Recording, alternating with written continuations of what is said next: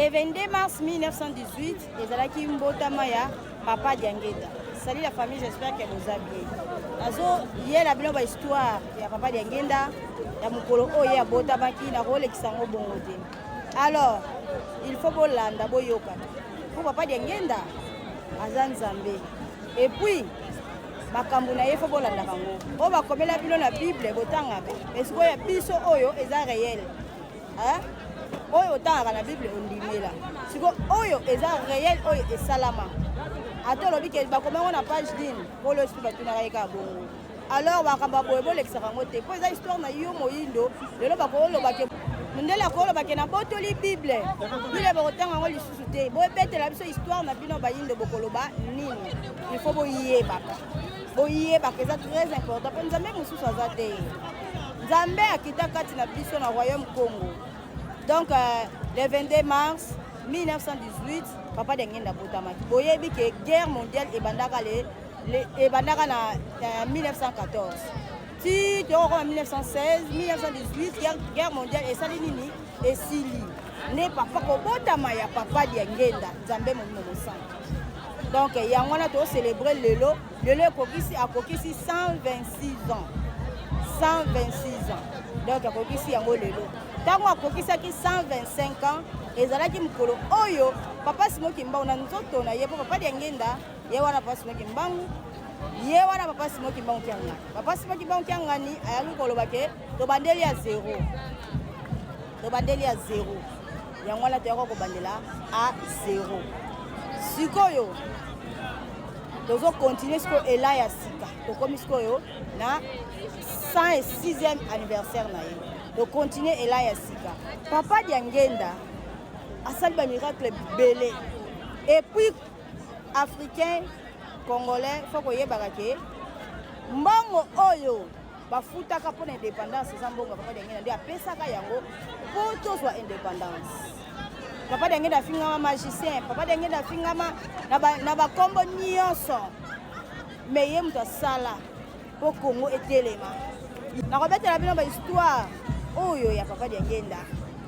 Papa Diangenda asali makambo ebele. Na Israël basala 3 ans mbula ebetaka te.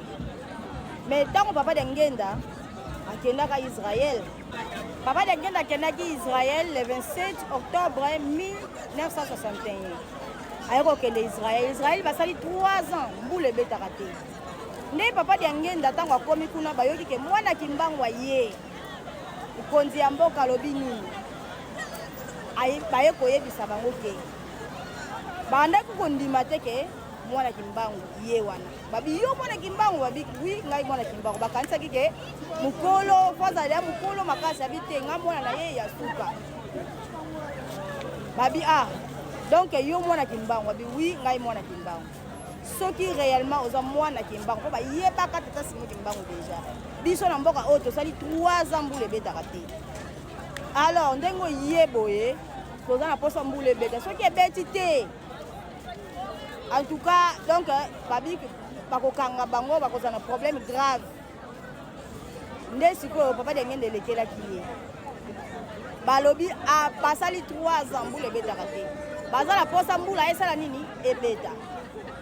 Ne bayaki kobana na hotel bavandaki Papa Diangenda. Donc batono bazaki na bango bakei Papa Diangenda pe atikali na chambre na ye. Aliaki atate azaki pe fatigué alali. Kolala Papa Diangenda alalaki. Mboka wana esala 3 ans mbula ebetaka te. Mais mbula banda ya makasi esali na ba inondation. Mbula beti ya makasi débordé ba borne. Babenga Papa Diangenda babi oza mwana Kimbangu ya solo. Biso wa mbule betaka te mais mbule beti ya liwa pe mbule ezobetaka tongo etani journée mbule ezobeta mbule kata te mbule wumelaka. Mbule bandai ko betaka. Et kotisi na bamboka mususu mbula kuna ebeta te mais ebetaki. Grâce ya nani ya Papa Diangenda. Na 1969 ba mindele moko bayaka awa na Afrique. Ba Armstrong si je me trompe pas. Bayaka na Afrique. Badobenga ba savant bakebanda okendaka mingi likolo bindele wana bayaka na Afrique mais likambo bayela ayebisa bino te po eza likambo oyo réalité bakutaka likolo eza likambo oyo moyindo bakutaka moyindo likolo bakendaka likolo makambo bakenda kosala likolo ebandaki kuma koyebana te mais toyebi ke sujet wana ebanda deya depuis ebandela mokili na ntango ya numerode banolinga bakende komona nzambe bango mpe yango mpe kaka ekontinuaka na siansi wana mpo bakende komona nzambe bakende likolo bayeba likolo nini ezalaka kuna nini elekaka kuna basava wana basava bamata likolo bake likolo bakenda kokuta papa Diangenda likolo bakenda likolo likolo mpenza o likolo bozomona o likolo bakutaka papa Diangenda bandima te bakomi kokamwa bakomi kokamwa oyo nani tomoni likolo bango balataki babilamba mpona protection me bakuta papa Diangenda alata na ye normal alata mibomba te alata zengao donc alata zengao na ye wana elateli wana ezalaka na Afrique na Congo bata wana te mpa Mobutu alinga bacravate te mais papa Diangenda siko bamona esiko likolo babi bakanga bafoto bazobenga na se mpo bango bazala na lekute bango bamati me na se mpe bazoyokana na bato ya se bazobenga koto tokuti noir is black bakomprena te bamona noir likolo bazoni bapusana pembeni na ye azokoseloigne bakopusana be pembeni na ye te bapusana boye babeka kosimba ye azaka distance na bango tellement bindele mpe bazalaka déjà na baincarne na bango bazalaki bapouvoir ebele bakangi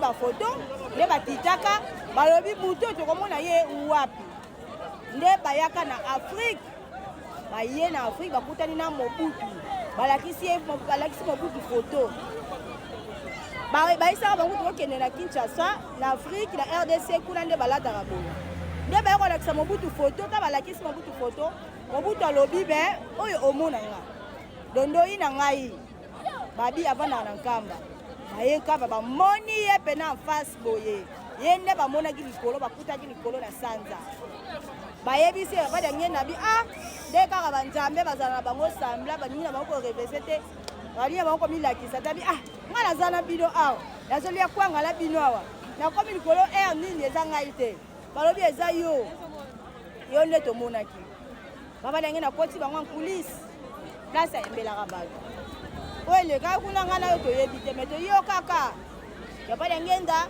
alobaka na bango ke apesi bino mayele po bosalela bino sikoyo bolingi bosala na ndenge ya mabe banda lelo mayele wana bokozala nango lisusu te yango boyokaka su basavant te bazalaka lisu te papa Diangenda akangaka yango ozoyoka na bahistoire ya papa Diangenda eza ebele makasi eza vraiment ebele asali ya ebele me mokili elingaki ete me bokotali na monzi na bino ya mabe bokomona ye pe te me nzambe kati na bato wana seki mbangu en personne na nzoto mosusu papa Diangenda seki mbangu tata Simon Kimbangu atikala kokota prison te wana ezalaki nzoto oyo alingaki autilize ekota prison me ye moko azalaki libanda ayebaki akotonga lingomba oyo ayebisaka mindele ke nakotonga lingomba nakoprouve bino un jour yango wana ke azalaka libanda atongi lingomba na ye oyo ye alingaki aprouve bato ke aza na lingomba na ye donc ntango azalaki na kasho papa Simon Kimbangu ntango azalaki na kasho na nzoto na ye mosusu